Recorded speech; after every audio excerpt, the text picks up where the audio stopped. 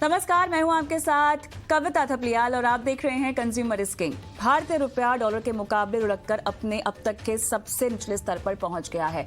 अमेरिकी डॉलर के मुकाबले अगर हम देखें तो रुपया गिरकर 78 रुपए के रिकॉर्ड स्तर पर पहुंच गया है। यानी अब तक डॉलर के लिए आपको 78 रुपए की कीमत चुकानी होगी। एक तरफ महंगाई की मार साफ तौर से हम पर पड़ती हुई दिखाई दे रही है, दूसरी ओर गिरता रुपया। अब सवाल यहां पर यह है कि ग्लोबल समीकरण को देखते हुए जहां बाजारों में गिरावट है, करेंसी गिर रही है, आप आखिर अपने विदेश से जुड़े खर्चों को कैसे प्लान करेंगे? आम आदमी की कमाई, निवेश और खर्च पर किस तरह का असर अब पड़ने वाला है? तो कंज्यूमर इज किंग में आज हम अगले आधे घंटे इसी पर विस्तार से बात करेंगे। आखिर रुपए में ये गिरावट जो आई है, इसके पीछे क्या वजह है? रुपए में आई रिकॉर्ड गिरावट के क्या मायने हैं? विदेश में पढ़ाई का सपना अब कैसे पूरा होगा? जॉब मार्केट पर किस तरह का असर पड़ेगा? रुपए की ये गिरावट कहां जाकर आखिर थमेगी? क्या रुपया फिर से अपनी पुरानी मजबूती पर लौट सकता है? इन्हीं सब सवालों का जवाब देने के लिए हमारे साथ एक दमदार पैनल भी जुड़ गया है, जो न सिर्फ आपको रुपए की कमजोरी समझाएगा बल्कि आपके निवेश पोर्टफोलियो पर भी आपको सलाह देगा। मेरे साथ एक्सपर्ट पैनलिस्ट में से सबसे पहले आईएफएल सिक्योरिटीज के VP commodity and currency Anuj Gupta जुड़ गए हैं, जीएसटी इन्वेस्टमेंट के chief financial planner Aditya Shah और कोटक एएमसी की CIO debt and head products Lakshmi Iyer. आप सभी का स्वागत है। अनुज, आज तो आपका दिन है। चैनल दर चैनल हम देख रहे हैं, लगातार आप रुपए की गिरावट पर कमेंट्री दे रहे हैं, उसे ट्रैक कर रहे हैं और कितना कमजोर होगा, बड़ा सवाल जो सुबह से सब आपको पूछ रहे हैं। Good evening. देखिए, आज एक हिस्टोरिकल डे है जहां पर हमने देखा है कि रुपी जो है हिस्टोरिकल लो पर आता हुआ दिखाई दिया है। वहीं अगर हम देखें तो इक्विटी मार्केट के अंदर भी एक बड़ा सेल ऑफ यहाँ देखने को मिला है। इवन अगर हम देखें तो डॉलर जो है, यूएस डॉलर, वो भी बढ़ता हुआ दिखाई दिया है। तो ये जो सिचुएशन बनी है, ये एक अनसर्टेनिटी की वजह से यहाँ पर आती हुई दिखाई दी है, क्योंकि हमने लास्ट वीक यूएस के खराब डेटा आते हुए देखे थे। उसकी वजह से हमने देखा है कि across the globe equity market में एक सेल ऑफ रहा, जिसकी वजह से रुपी यहाँ पर वीक होता हुआ दिखाई दिया है। और हमें लगता है कि अभी जो ये गिरावट का दौर है, अभी थमा नहीं है। यहाँ पर अभी और आगे हम लेवल्स आते हुए देखेंगे। हालांकि लाइफ टाइम हाई लो पर ये ट्रेड करता हुआ दिख रहा है। हमें लगता है कि अभी इसमें और गिरावट बाकी है, जो कि यहाँ पर देखने को मिल सकती है। कह रहे हैं और गिरावट आ सकती है, तो देखिए हमने तो ऑलरेडी 78 के पार पहुंचता हुआ लाइफ टाइम लो एक लेवल देखा ही है। जो स्ट्रीट्स बात कर रही हैं 80-82 तक भी जाने की गुंजाइश है, कमजोरी की गुंजाइश है, लेकिन यहाँ पे आरबीआई के इंटरवेंशन की भी हम उम्मीद करते हैं। कितना आपको लगता है इसकी पॉसिबिलिटी है अनुज? देखिए, अभी लेटेस्टली हमने महंगाई के आंकड़े, भारतीय महंगाई के आंकड़े भी आते हुए देखे, जिसमें थोड़ी सी हमने एक पॉजिटिविटी आते हुए देखी है। मगर यहाँ पर जो मेन रीज़न है कि जो क्रूड के प्राइसेस हैं वो $120 के ऊपर ट्रेड होते हुए दिखाई दिए हैं। जो कमोडिटी के प्राइसेस हैं वो यहाँ पर बढ़ते हुए दिखाई दिए हैं। और अगर देखें तो भारत कहीं ना कहीं, चाहे एडिबल ऑयल हो, चाहे फ्यूल हो, सबको इंपोर्ट करता है। तो इंपोर्ट बास्केट में अगर हम देखें तो करंट अकाउंट डेफिसिट जो है वो बढ़ता हुआ दिखा है। दूसरी बड़ी बात, जो भारतीय रिजर्व है, फॉरेन रिजर्व, वो भी पिछले 2-3 हफ्तों में गिरा है। एफआईएस की जो सेलिंग है वो भी यहाँ पर बढ़ती हुई दिखाई दी है। तो जो रुपये की डिमांड है वो एक तरीके से कमज़ोर रही है। और जो डॉलर के अंदर इन्वेस्टमेंट है, क्योंकि जिस तरीके से फेड इंटरेस्ट रेट बढ़ा रहा है, तो जो इन्वेस्टमेंट है वो सारा डॉलर की तरफ शिफ्ट होता हुआ दिखाई दिया है। उसकी वजह से हमने देखा है कि रुपये के अंदर जो वीकनेस है, इवन अगर हम रुपये के अलावा और एशियन करेंसी की बात करें तो वहाँ पर भी हमने वीकनेस आती हुई देखी है। तो हमें लगता है कि अभी जो सेंटीमेंट है वो थोड़ा सा वीकनेस का है, और हो सकता है कि हम यहाँ पर 79-80 तक के लेवल यहाँ पर आते हुए देख सकते हैं। मगर नो डाउट कि जो आरबीआई है वो यहाँ पर कहीं ना कहीं इंटरवेंशन जरूर करेगा। जैसे हमने देखा था क्रूड के प्राइसेस में जो ड्यूटी थी वो यहाँ पर सरकार ने कट करी थी, जिससे कि लोगों को बेनिफिट मिले, सस्ता क्रूड मिले। तो वैसे ही हमें लगता है कि यहाँ पे जो डॉलर डिमांड है आरबीआई की तरफ से, यहाँ पर हायर लेवल पे बिकवाली आती हुई हम देख सकते हैं। मगर फिलहाल जो सिनेरियो है उसमें भी यही लग रहा है कि जो रुपी है वो यहाँ पर हाई और जो वीकनेस के लेवल्स है वो बनाता हुआ दिखाई देगा। आज हमने 78 के लेवल पे क्लोज होते हुए देखा है। 78.30 का इसने लो बनाया था। तो कहीं ना कहीं एक्सपेक्टेड है कि ऊपर में जल्दी ही हम 79 से 80 तक के लेवल यहाँ पे रुपये में देख सकते हैं। चलिए, तो यहाँ पर आपको लग रहा है कि 79-80 तक के लेवल्स आ सकते हैं, और अगर इससे ज़्यादा कमज़ोरी दिखाई देती है तो भारतीय बाज़ारों के लिए, इकोनॉमी के लिए बिल्कुल भी अच्छा नहीं होगा। लेकिन थोड़ा सा इसको महंगाई के नज़रिए से हम समझते हैं। तो लक्ष्मी, जो रिटेल महंगाई के आंकड़े आए हैं वो हमने देखा अप्रैल के मुकाबले तो थोड़े से बेहतर हैं, लेकिन क्या वाकई इतने बेहतर हैं कि हम किसी तरह का पॉजिटिव रिएक्शन देखें, या ये कहें कि राहत मिल गई है महंगाई से? कविता, जो हमने अप्रैल के आंकड़े देखे थे महंगाई के, हमारा ये मानना था वो एक अब तक का जो देखा हुआ और शायद जो आने वाले कुछ महीनों में जो आंकड़े दिखाई देंगे, शायद वो एक पीक नंबर प्रिंट हो चुका है। यहाँ से जो नंबर्स आएंगे इंक्रीमेंटली, जो आज के भी आंकड़े आए, थोड़े बहुत बेस इफेक्ट की वजह से राहत मिली है। और हमारा ये मानना है कि हालांकि ये 7 के ऊपर ही लगातार बनाए रहेगा, इसको 7 के नीचे आने को थोड़ा वक्त लगेगा। और क्योंकि जो तेल के दाम है, कच्चे तेल के दाम, वो भी कुछ खास नमी की तरफ नहीं दिखाई दे रहा है इमीडिएटली। बट जैसे हमने आरबीआई की पॉलिसी में भी देखा, जो क्वार्टर ऑन क्वार्टर के इन्फ्लेशन नंबर्स है, ठीक उसी दिशा में चल रहा है। अब तो एक ही महीना भी जो फाइनेंशियल ईयर है 2023 का, केवल हमने 2 डेटा पॉइंट्स देखे हैं। ये तो हम कह सकते हैं कि जो अप्रैल के नंबर्स है, I think for the foreseeable future थोड़े हाईएस्ट नंबर रहेंगे। और 7% के आसपास का नंबर, थोड़ा रेंज बाउंड इन्फ्लेशन आने वाले कुछ महीनों में दिखाई दे सकता है। और Q3 के आखिर में या फिर Q4 के स्टार्टिंग में शायद ये नंबर आपको 6 के नीचे भी दिखाई दे सकता है। लक्ष्मी, क्योंकि आप हमारे साथ हैं तो बहुत ज़रूरी है आपसे ये समझना कि महंगाई का, बॉन्ड यील्ड्स का और करेंसी का क्या कनेक्शन है और किस तरह से आम आदमी को ये तकलीफ हिट करेगी। जितनी महंगाई बढ़ती है, यानी कि ब्याज डायरेक्ट कोरिलेशन होता है यूजुअली, क्योंकि जो कोई भी सेंट्रल बैंकर हो किसी भी देश का हो, चाहे वो इंडिया हो या विश्व भर में हो, बढ़ती हुई महंगाई से थोड़ा तो चिंतित हो जाता है। और जब वो होता है तो आमतौर पे ब्याज दरें बढ़ती है। और ये आमतौर पे यूजुअली जो एक रुपया पे, जो हम इंडिया की बात कर रहे हैं फॉर एग्जांपल, जो रुपया पे है वो दबाव बरकरार रखता है, वो थोड़ा और प्रेशर में आ सकता है। तो एक 3 वे रिलेशनशिप है। जैसे जैसे महंगाई बढ़ती है, ऑटोमेटिकली डायरेक्ट कोरिलेशन होता है यूजुअली इंटरेस्ट रेट्स का। और ये करेंसी के लिए भी थोड़ा बहुत नेगेटिव होता है, क्योंकि इंटरेस्ट रेट्स जब ऊपर जाते हैं तो कॉस्ट ऑफ फंडिंग बढ़ जाती है कॉर्पोरेट इंडिया के लिए। तो यूजुअली वो अर्निंग्स के लिए, जो कॉर्पोरेट इंडिया की अर्निंग्स है, उसके लिए भी काफी हद तक नेगेटिव रहता है।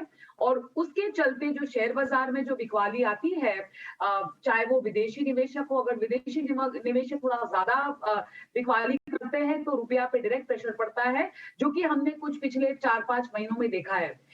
एग्जाम्पल के तौर पे आपको बताना चाहूंगी, पिछले 6 महीनों में, भी तो 6वां महीना 2022 का खत्म ही नहीं हुआ है, तकरीबन 2,10,000 करोड़ की नेट सेलिंग हुई है, नेट बिकवाली हुई है विदेशी निवेशक की तरफ से, डेट और इक्विटी मार्केट्स पुट टुगेदर। हालांकि इक्विटी जो शेयर बाजार का जो नंबर है वो कहीं गुना ज्यादा है डेट के मुकाबले में।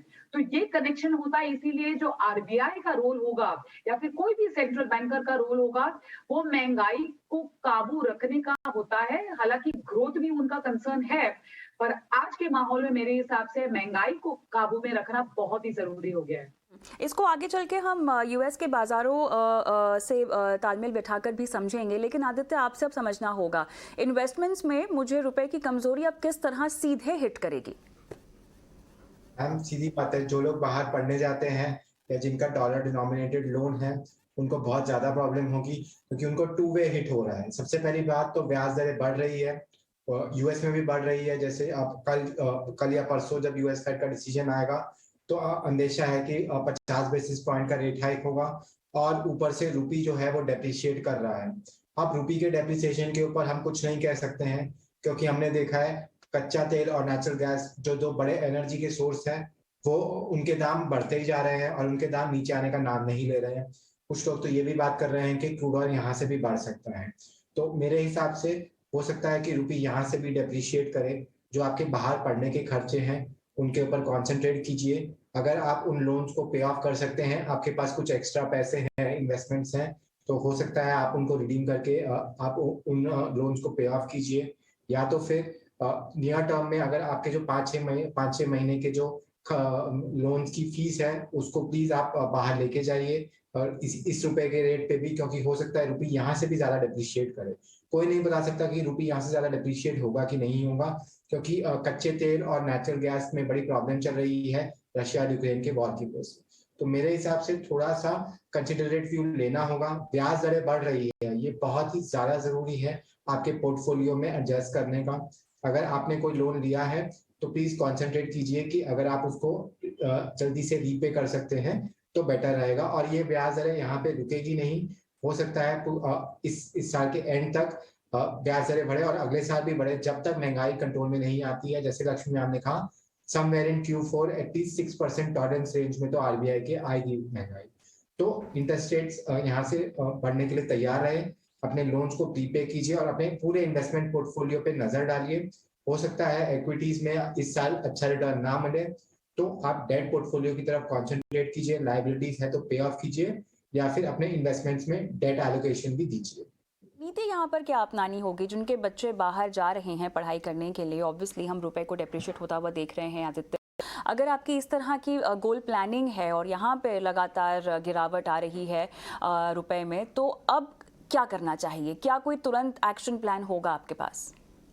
मैम, सेबी के जो आरबीआई के रूल्स के अकॉर्डिंग जो पैसे आप बाहर लेके जा सकते हैं, वहां पे आप बाहर पैसे लेके जाइए। मेरे हिसाब से नियर टर्म में क्रूड ऑयल के साथ बहुत ही ज्यादा अनसर्टेनिटी है और इंडिया के जो सारे डेफिसिट्स है वो क्रूड ऑयल से बहुत ज्यादा रिलेटेड है।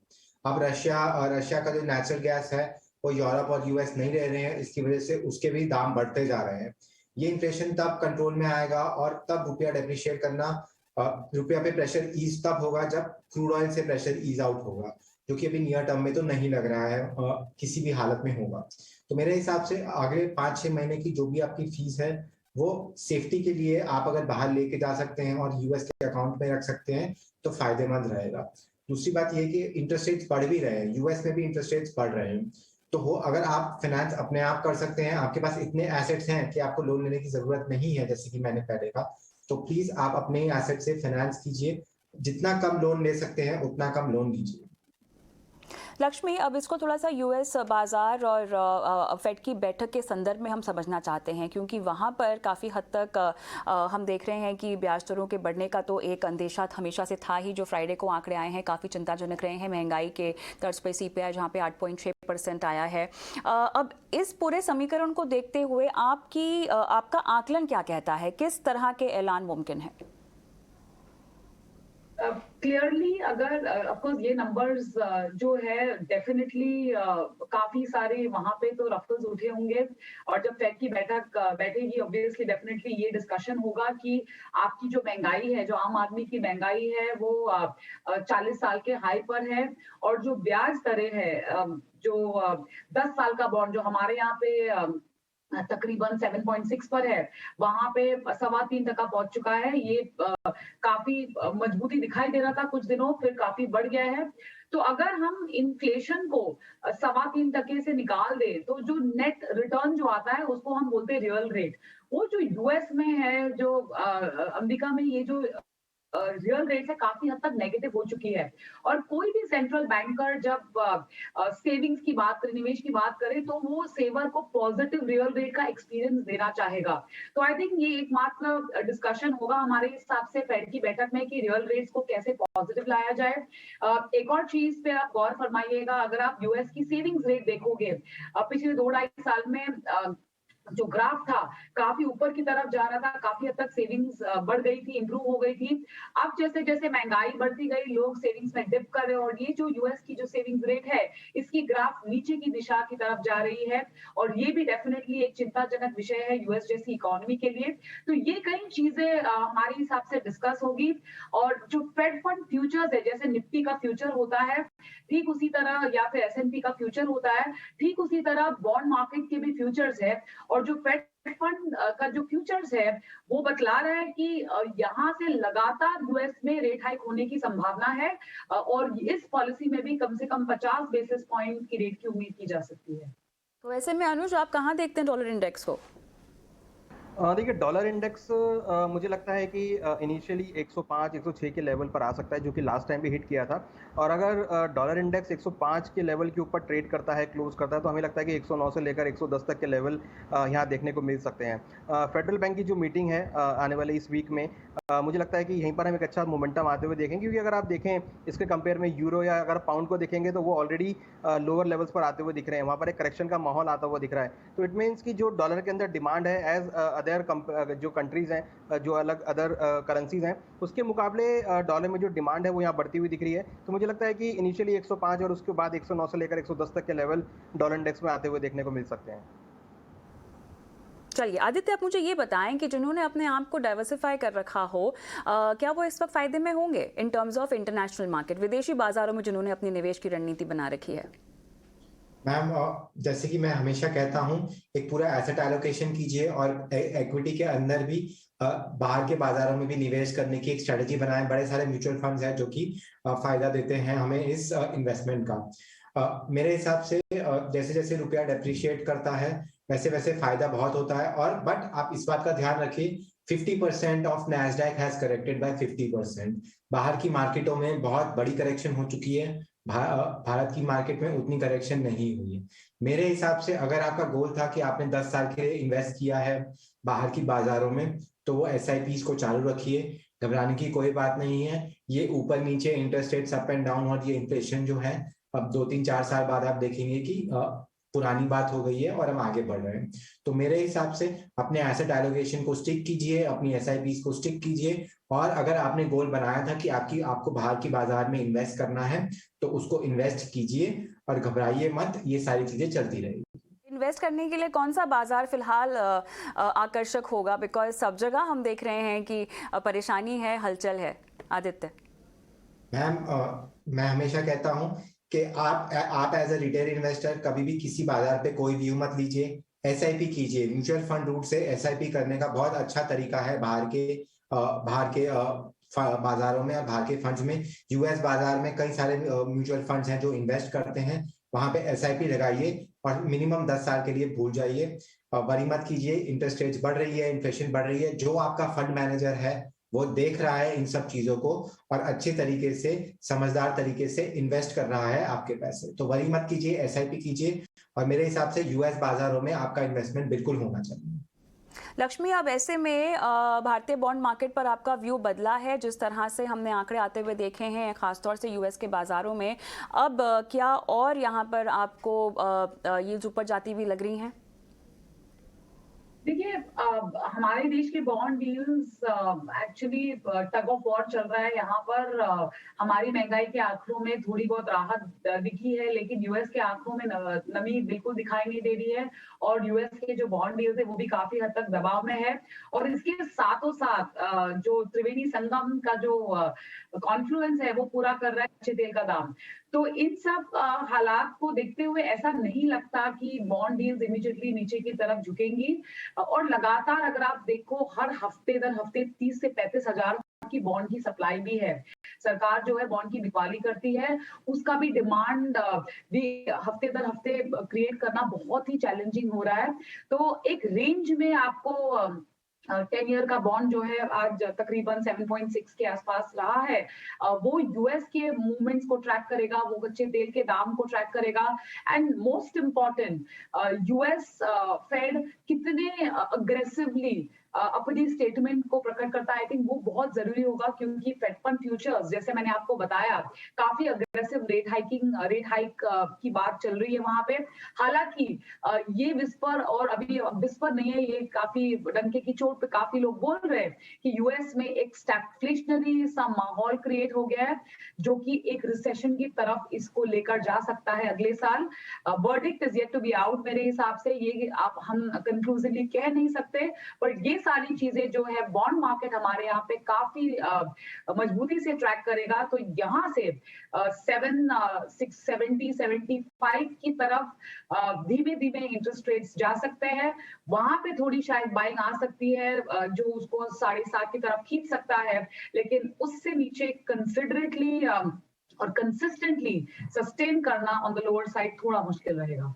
क्या ये कहना सही होगा कि रिसेशन की ओर बढ़ चुकी है इकॉनमियाँ, और EU ने भी कह दिया है कि वो भी अब ब्याज दरें बढ़ाने पर ऐलान जल्द अपने सामने लेकर आएंगे, लेकिन क्या ऐसा मानना चाहिए कि ये बिल्कुल रिसेशन के ही संकेत हैं? लक्ष्मी, कविता, हमारा व्यू तो अब नहीं बन रहा है, अब तक नहीं बन रहा है कि कोई भी वर्ल्ड इकोनॉमी विश्व भर में रिसेशन की तरफ जा रहा है। इंडिया तो खासकर डेफिनेटली हमारा व्यू नहीं है। थोड़ा स्लगिशनेस हो सकता है ग्रोथ में, पर उसको रिसेशन का रुख देना मेरे हिसाब से अब ठीक बात नहीं होगा। हालांकि यूएस के जो इन्फ्लेशन के जैसे मैंने आपको बताया, क्या ये 8.5 पे रुक सकते हैं या फिर लगातार, काफी इकोनॉमिस्ट का मानना है अगर ये अनचेक रहा तो शायद ये 9 की दिशा में भी जा सकता है। तो ये सारी जो चीजें इवॉल्विंग सर्कमस्टेंसेस है, लेकिन स्पोरेडिक ग्रोथ जो है वो अब दिखाई दे रहा है, एनमास ग्रोथ नहीं दिखाई दे रहा है। तो हमारा अभी तक एटलीस्ट इंडिया में तो डेफिनेटली रिसेशन का व्यू नहीं है। यूएस, जैसे मैंने आपको बताया, थोड़ा सा काफी हद तक ग्रोथ स्लो डाउन हुआ है, इन्फ्लेशन तेजी से बढ़ रहा है, तो स्टैग्फ्लेशनरी सिनारियो क्रिएट हो रहा है। अगर फेड ने ठीक ठाक जो है इसको निभा लिया, ठीक ठाक इसके सॉल्यूशंस निकाल दिए, तो शायद हम एक रिसेशनरी सिनारियो अवॉइड कर सकते हैं। स्टैग्फ्लेशन का इम्पैक्ट हमारे यहाँ आप कैसे देखती हैं? हमारे यहाँ पे अगर स्टैग्फ्लेशन होता है तो डेफिनेटली महंगाई बढ़ती जा रही है, ग्रोथ नहीं आ रहे हैं। ऑब्वियसली कंपनियां जो है, जो कैपिटल एक्सपेंडिचर की जो मांग हो रही है वो नहीं होगा। बैंकों की तरफ से जो क्रेडिट ग्रोथ की बात चल रही है वो भी थम जाएगा। तो जाहिर सी बात है, इन्फ्लेशन को काबू करने के लिए रेट हाइक्स तो करने पड़ेंगे। तो ये थोड़ा एक मेरे हिसाब से एक विशियस साइकिल में चला जाएगा। आमतौर पे जब इकोनॉमी ठीक ठाक नहीं करती है तो जाहिर सी बात है कि ब्याज दरें घटानी चाहिए, लेकिन जो इन्फ्लेशन का विलन है, जो डंक मार के बैठा हुआ है, वो स्टैग्फ्लेशनरी सिनारियो में महंगाई को काबू करने के लिए ब्याज दरें भी कुछ ज्यादा हद तक हम इसको घटा नहीं सकते। तो ये काफी एक कॉन्फ्लिक्टिंग सिचुएशन सा हो जाएगा। एंड मेरे हिसाब से कोई भी एसेट क्लास मजबूती से ये कैटेगरी में परफॉर्म नहीं कर सकता। तो डेट का जो अक्रूवल, यानी जो वाईटीएम की पोर्टफोलियो, जो वाईटीएम बढ़ते जा रहे हैं, यील्ड्स बढ़ते जा रहे हैं, तो एक क्वालिटी स्टेबल पोर्टफोलियो ये टाइम पे जो है निवेशक क्रिएट करके अगले 2-3 साल तक बैठ सकते हैं। तो ऐसे में अब सोने पर व्यू ले लेते हैं अनुज का। अनुज, बताएं अब सोने और कच्चे तेल पर आपका क्या नजरिया बन रहा है? जिस तरीके से अनसर्टेनिटी बनी हुई है, तो कहीं ना कहीं हमें लगता है कि गोल्ड के अंदर जो निवेशक हैं वो यहाँ पर लौटते हुए दिखाई देंगे, क्योंकि अनसर्टेनिटी का माहौल है और जो इक्विटी मार्केट में सेल ऑफ दिख रहा है और जो रुपी यहाँ पर वीक होता हुआ दिख रहा है, उससे सोने की चमक जो है वो आगे देखने को मिल सकती है। और अगर हम देखें तो सोने की अगर बात कर रहे हैं तो आगे फेस्टिवल सीजन भी स्टार्ट होता हुआ दिखाई देगा, तो जो डिप्स मिलेंगे वो एक अट्रैक्टिव करेंगे बाय करने के लिए फेस्टिवल सीजन के लिए। तो गोल्ड मुझे लगता है कि जितना नीचे आएगा उतना ही अट्रैक्टिव रहेगा। हमें लगता है कि गोल्ड का भाव अगर नीचे 50,000 के आसपास मिलता है तो काफ़ी अच्छा अट्रैक्टिव बाइंग लेवल रहेगा, जहाँ पर खरीदारी का मौका अगेन देखने को मिल सकता है। क्योंकि रुपी आगे अगर ऐसे डेप्रिशिएट होता रहा तो डोमेस्टिक मार्केट में गोल्ड के अंदर जो इन्वेस्टमेंट है वो यहाँ पर आती हुई दिखाई देगी, और इक्विटी के अंदर भी अगर ऐसे सेल ऑफ रहा तो एक सेफ हेवन डिमांड के तौर पर हम गोल्ड के अंदर एक खरीदारी लौटते हुए देखेंगे। तो हमें लगता है कि गोल्ड आगे आने वाले दिनों में, अगर हम 6 महीने की बात करें, तो वहाँ पर अट्रैक्टिव इन्वेस्टमेंट का एक प्रोडक्ट लगता है। आप स्ट्रैटेजी बताएंगे सोने में क्या रेकमेंड कर रहे हैं? देखिए, गोल्ड में मुझे लगता है कि अगर भाव 50,000 से लेकर 50,500 के बीच मिलता है तो खरीदारी करना चाहिए। इंटरनेशनल मार्केट में 1800 से लेकर 1820 काफ़ी स्ट्रॉन्ग सपोर्ट है, जहां पर खरीदारी का ट्रेड ले सकते हैं। नीचे में अगर देखें तो 1760 एक स्ट्रॉन्ग सपोर्ट रहेगा, जिसको स्टॉप लॉस के तौर पे लगाया जा सकता है। हमें लगता है कि जल्दी ही 1890 से लेकर $1900 तक के लेवल हमको गोल्ड में देखने को मिल सकते हैं। मीन्स MCX में या डोमेस्टिक मार्केट में 52,000 से लेकर 53,000 तक के लेवल गोल्ड में अगेन देखने को मिल सकते हैं। अच्छा, एक बार फिर से आप रुपए में अपना रणनीति या स्ट्रैटेजी बताएंगे अनुज? देखिए, रुपया जो है 78 के आसपास क्लोज हुआ है। हमें लगता है कि रुपया यहाँ पर अभी और डेप्रिशिएट हो सकता है। यहाँ पर अगर हम फ्यूचर्स मार्केट की बात करें, जो कि करीबन 78.12 के आसपास जून कॉन्ट्रैक्ट ट्रेड कर रहा है, तो ट्रेडिंग पॉइंट ऑफ व्यू से 78 के आसपास के लेवल्स मिलते हैं तो खरीदारी का ट्रेड लेना चाहिए।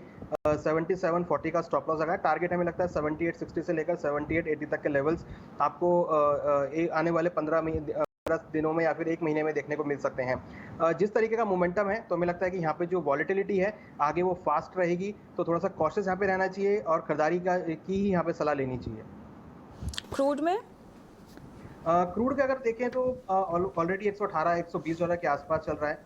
कहीं ना कहीं यहाँ पर हालांकि ओपेक मेंबर्स ने प्रोडक्शन बढ़ाने की बात करी है, मगर जिस तरीके की डिमांड है, क्योंकि अगर हम डिमांड की तरफ देखें तो इस बार यूएस की इन्वेंट्रीज काफ़ी लोअर लेवल्स पे थी। साथ में यूएस का ड्राइविंग सीजन स्टार्ट हुआ है, और तीसरी जो बड़ी बात है, यहाँ पे आने वाले दिनों में हम जो ऑयल कंपनीज हैं वहाँ पर मेंटेनेंस आता हुआ दिखाई देगा, स्ट्रॉन्ग सीजन आते हुए दिखाई देंगे, तो मेंटेनेंस के लिए कुछ यूनिट शटडाउन हो सकते हैं। तो जो सप्लाई है क्रूड की वो यूएस में कुछ कम होती हुई दिखाई देगी, डिमांड डेफिनेटली बढ़ेगी। तो हमें लगता है कि क्रूड के भाव आने वाले दिनों में $125 से लेकर $128 तक के लेवल क्रूड में देखने को मिल सकते हैं। हालांकि पिछले हफ्ते हमने अच्छा खासा एक रन ऑफ देखा था, तो अगर भाव थोड़े से नीचे आते हैं $115 से लेकर $117 के आसपास, तो वहाँ अगेन बाइंग इनिशिएट कर सकते हैं। हमें लगता है कि 125 से लेकर $128 तक के लेवल ब्रेंट क्रूड में देखने को मिल सकते हैं। अब ऐसे में आदित्य, आपसे समझना बहुत ज़रूरी है कि डाइवर्सिफिकेशन एक ऐसी चीज़ है जो कि निवेशकों को अपने पोर्टफोलियो में हमेशा ही अपनानी चाहिए। इससे आपका जोखिम कम होता है, मुनाफा बढ़ाने के आपको नए नए मौके भी मिलते हैं। करंट सिनेरियो में जिन्होंने स्पेशली 1-2 साल पहले निवेश किया होगा, मेरे ख्याल से उनका तो प्रॉफिट वो पूरी तरह से उड़ता हुआ अब देख रहे होंगे। अपने निवेश में बने रहें, उनके लिए तो ये सबसे बड़ी सलाह होगी। लेकिन किसी को अगर इस वक्त शुरू करना है अपना इन्वेस्टमेंट, मल्टी एसेट जैसे फंड्स को क्या लेना चाहिए पोर्टफोलियो में? मैम, मल्टी एसेट फंड जो है वो एसेट एलोकेशन को रिप्लेस नहीं कर सकते हैं। वो एएमसी के वहां से एक ब्रिलियंट मूव है कि जो लोग मल्टीपल एसेट्स में अकेले इन्वेस्ट नहीं कर सकते उनके लिए ये फंड्स हैं। पर सबसे पहली बात, आप एसेट एलोकेशन कीजिए। जिन्होंने 2 साल पहले भी शुरू किया होगा और उन्होंने अगर एसेट एलोकेशन को फॉलो किया होगा तो उनकी इक्विटी रिटर्न्स नेगेटिव हो सकती है, पर बाकी सारे रिटर्न्स फिर भी पॉजिटिव होंगे। पॉइंट नंबर 1, आप एसेट एलोकेशन बनाइए, एसेट एलोकेशन को फॉलो कीजिए। पॉइंट नंबर 2, ये साल और हो सकता है अगला साल भी इक्विटीज के लिए अच्छा ना हो, पर ये इक्विटीज का पोर्टफोलियो बिल्डिंग ईयर है। जैसे जैसे मार्केट नीचे जाएगी आपको ज्यादा यूनिट्स मिलेंगे और आप अक्यूमुलेट कीजिए। तो 2022 और 2023 अक्यूमुलेशन ईयर रहेगा। एसेट एलोकेशन को प्रॉपर्ली बनाइए, फॉलो कीजिए, इक्विटीज में इन्वेस्टमेंट करना मत भूलिए। मार्केट पॉजिटिव रिटर्न भी देती है, मार्केट नेगेटिव रिटर्न भी देती है। हमें दोनों ही नजरियों को हमें दोनों ही टाइम इन्वेस्टेड रहना होता है मार्केट के अंदर। तो वरी मत कीजिए, 10 साल का व्यू रखेंगे आप तो आप यहाँ से कहीं ऊपर मिलेंगे और आपने बहुत सारी वेल्थ क्रिएट की होगी। तो घबराइए नहीं, ये एक मार्केट का एक फेज है और एसेट एलोकेशन के साथ इन्वेस्ट कीजिए एक्विटी मार्केट्स में भी। 10 साल बाद आप बिल्कुल अच्छी वेल्थ क्रिएट करके बाहर आएंगे। चलिए, तो यहाँ पर पैनिक मोड हिट करने की ज़रूरत नहीं है। सतर्क रहिए, सचेत रहिए, अपने निवेश में बने रहिए और हाँ, बाजार की हर गतिविधि को ट्रैक करते रहिए। बहुत बहुत धन्यवाद आप तीनों का इस खास पेशकश में शामिल होकर दर्शकों की सहायता करने के लिए, और मुझे भी कंज्यूमर रिस्क किंग में इजाज़त दें आज के लिए। नमस्कार।